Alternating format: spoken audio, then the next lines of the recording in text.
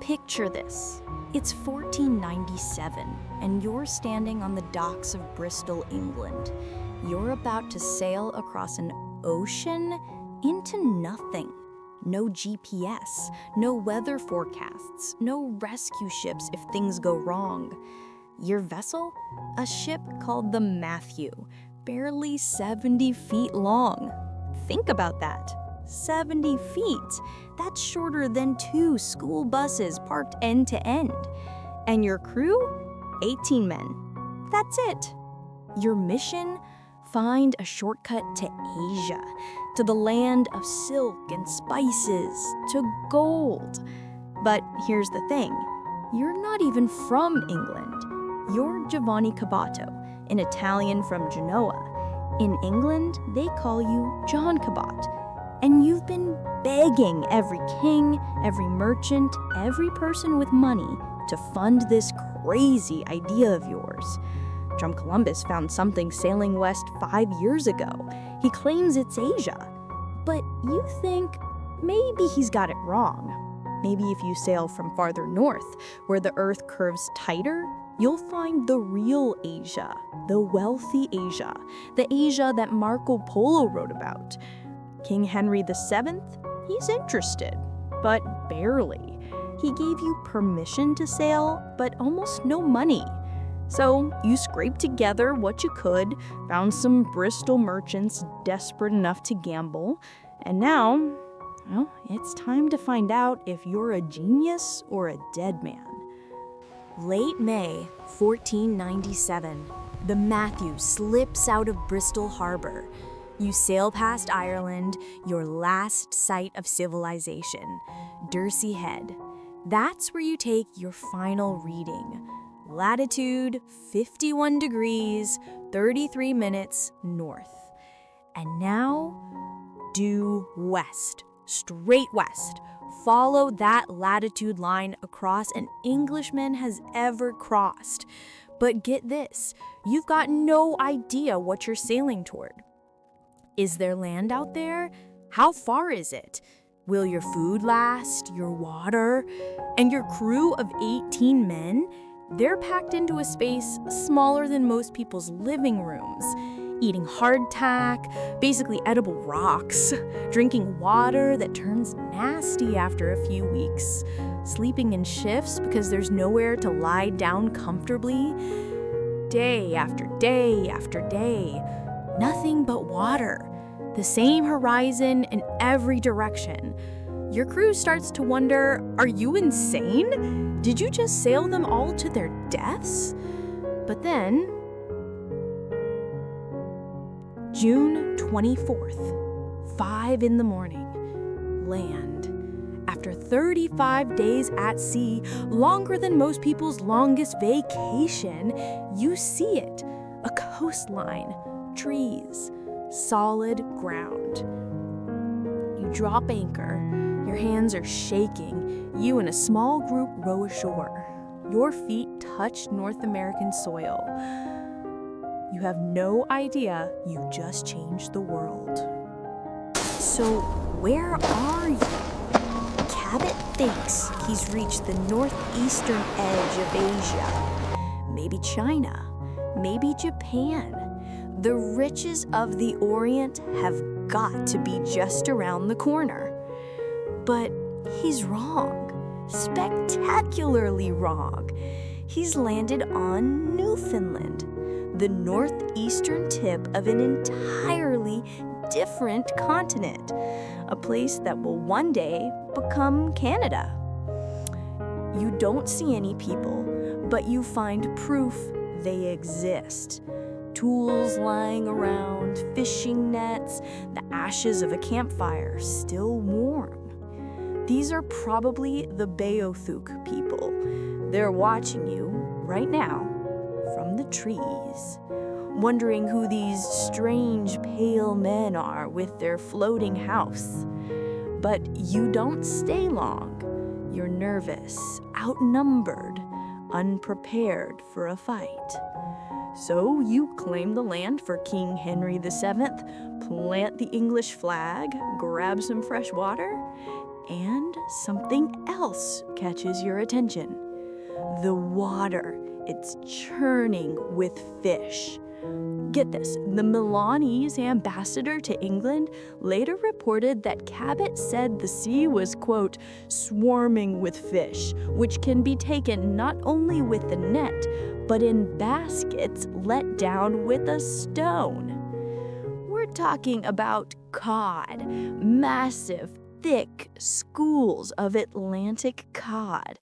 Your sailors literally lower baskets into the water and pull them up full of fish. Forget gold, forget spices. You found something that will feed England for centuries. The Grand Banks fisheries, one of the richest fisheries on Earth.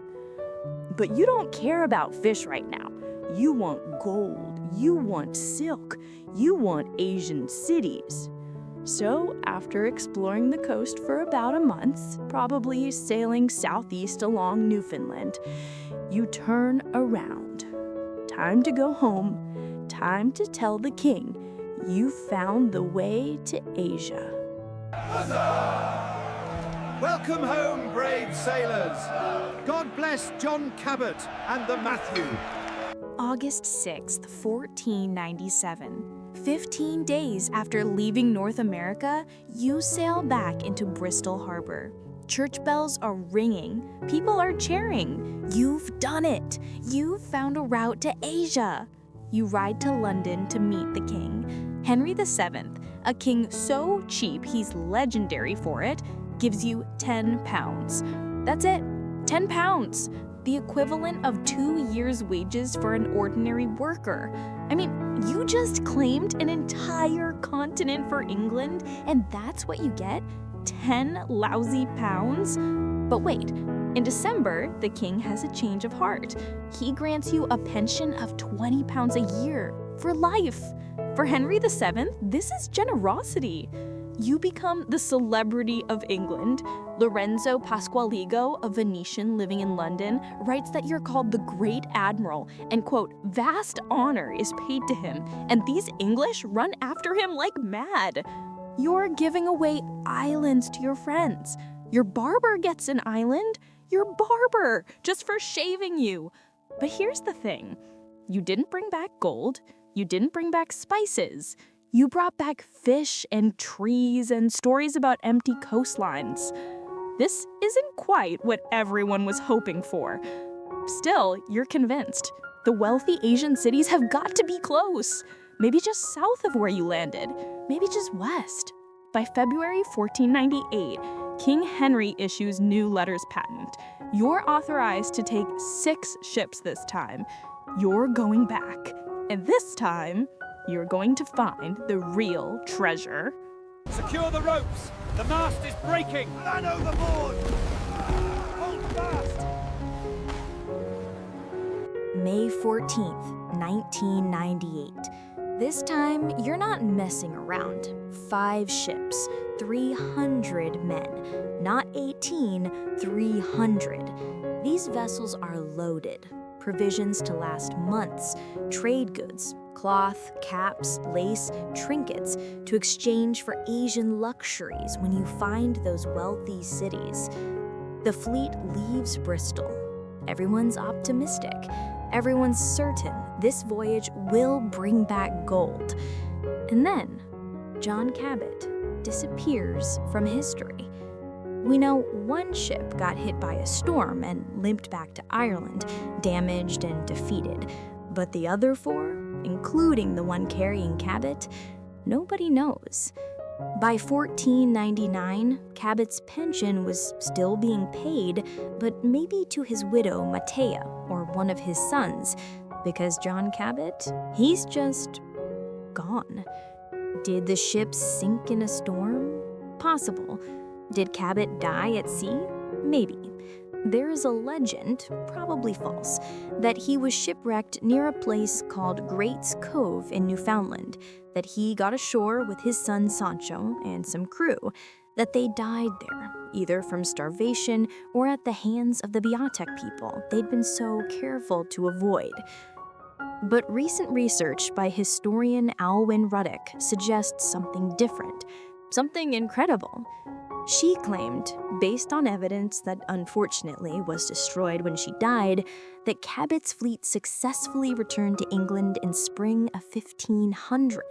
Not only that, they'd spent 2 years exploring the eastern coast of North America, from Newfoundland down to the Chesapeake Bay, maybe even as far south as the Caribbean, into Spanish territory. If that's true, Cabot didn't fail, he succeeded massively. He mapped thousands of miles of coastline. But here's the problem. He still didn't find what he was looking for. No Chinese cities, no Japanese gold, no spices, just trees and fish, and a massive landmass blocking the way to Asia. So, Cabot's voyages were a failure, right? No Asian trade route? No gold? No spices? The guy probably died trying? Wrong. Dead wrong. Because remember those fish? Those countless, endless schools of cod that you could catch with baskets. That was the treasure. Within a few years, hundreds of fishing vessels from England, France, Spain, and Portugal are crossing the Atlantic every year, heading to Newfoundland, to the Grand Banks. The cod fishery becomes one of the most valuable resources in the world. It feeds Europe. It creates wealth. It builds entire economies. For the next 400 years, Newfoundland's economy runs on cod.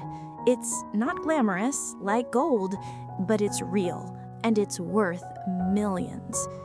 Cabot didn't find what he was looking for, but he found something better. And that's not all. Here's what's really important about Cabot's 1497 voyage. He gave England a legal claim to North America. Think about it. In 1497, Spain and Portugal are dividing up the entire world between themselves. The Pope literally drew a line on a map and said, Spain gets everything on this side, Portugal gets everything on that side. But England wasn't invited to that party. So when John Cabot lands in Newfoundland and plants the English flag on June 24th, 1497, that becomes England's first overseas colony, the beginning of the British Empire. The Spanish are busy conquering Mexico and Peru, finding actual gold, actual wealth. But England's got Newfoundland, and at first that seems like a raw deal. Except, over the next century, England uses Cabot's discovery as justification to explore, colonize, and eventually claim huge portions of North America. Virginia, Massachusetts, New York, eventually 13 colonies. You know what those 13 colonies became? The United States of America. So yeah, Cabot didn't find Asia, didn't find gold, but he gave England a foothold in a continent that would eventually change the entire world. So here's the crazy thing. John Cabot changed everything. His voyage in 1497 set in motion a chain of events that reshaped the entire world. But for centuries, almost nobody knew his name. Christopher Columbus. Every school kid knows Columbus. But Cabot, the guy who gave England its claim to North America, the guy whose discovery led to Canada, to the 13 colonies, to the United States? Forgotten. Why? A few reasons. First, he didn't find gold. He didn't conquer empires. He found fish. Not exactly the stuff of legend. Second, he disappeared. Probably died on his second voyage. No triumphant return. No more expeditions. Just gone. And third, it took time for England to realize what it had. The Spanish were getting rich immediately from Central and South America. England's North American territories, they wouldn't pay off for generations, but pay off they did. Today, there's a tower in Bristol, the Cabot Tower, built in 1897 on the 400th anniversary of his landing. There is a replica of the Matthew. You can visit it. And in Newfoundland, on the 500th anniversary in 1997, both Canada and Britain officially declared Cape Bonavista as representing Cabot's first landing site. Because here's the truth. John Cabot didn't just discover Newfoundland. He opened up an entire hemisphere to English exploration and colonization. He proved the Atlantic could be crossed at northern latitudes, creating a route that would be used for centuries. He found fishing grounds that fed millions and built economies. And he did it all in a ship barely bigger than a tugboat, with 18 men who had no idea what they were sailing toward. That's not failure. That's one of the gutsiest voyages in human history. Hurrah! We claim this land for England! They come with the cross. This is not good. But wait, let's talk about something we've danced around this whole time. When Cabot landed on Newfoundland in 1497, it wasn't empty. The Beothuk people had lived there for thousands of years, fishing those same waters, hunting in those same forests, building their lives, their culture, their entire world on that land. They saw Cabot coming. From their perspective, these weren't explorers. These weren't heroes. These were invaders, strange men with pale skin and weird clothes, arriving in a floating wooden house, planting a flag on lands that didn't belong to them. Cabot found evidence of the Beothuk, tools, nets, campfires, but he never actually met them. They stayed hidden, watching. And here's the tragic part. Within 400 years of Cabot's landing, the Beothuk people were completely extinct, gone, wiped out by disease, violence, and displacement brought by European settlers. The last known Beothuk person, a woman named Shanuaditheth, died in 1829. An entire culture, an entire people, vanished. So when we talk about Cabot's discovery, we need to remember, he didn't discover anything. He arrived at a place where people already lived. His voyage opened North America to English colonization, and for the indigenous peoples already there, that eventually meant devastation.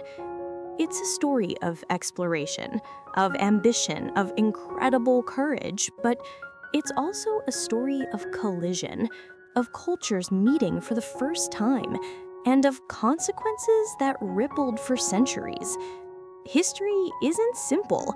It's never just heroes and discoveries. It's complicated, messy, full of perspectives that deserve to be heard. Let's zoom out for a second. 1497. The world as Europeans understand it is about to be completely rewritten. Columbus made his first voyage in 1492, just 5 years before Cabot, and everybody still thinks he reached Asia. Maybe some weird part of it, but Asia nonetheless. But within a few years, a disturbing truth is becoming clear. There's a massive landmass between Europe and Asia, a continent nobody in the Old World knew existed.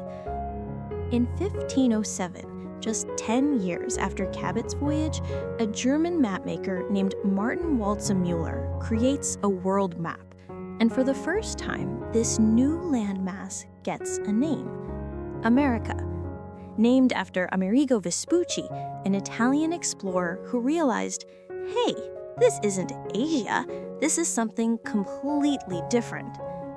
But here's what's incredible about Cabot's timing. He was one of the first Europeans to actually set foot on the mainland of North America. Columbus never did. Columbus explored Caribbean islands, Central and South America. But Cabot? He walked on what would become Canada, what would become connected to the future United States. And he did it for England, not Spain, not Portugal.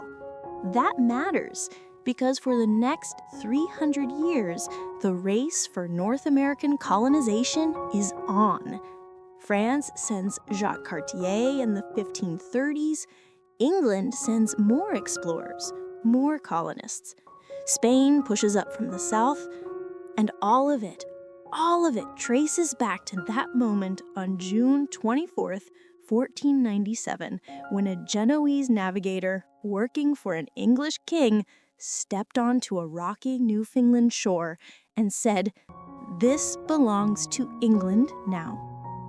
One small step, one flag planted, and the world would never be the same. So who was John Cabot? He was an Italian dreamer who convinced an English king to take a chance.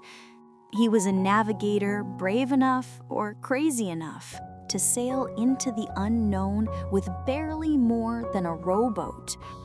He was an explorer who failed to find what he was looking for, but found something infinitely more important.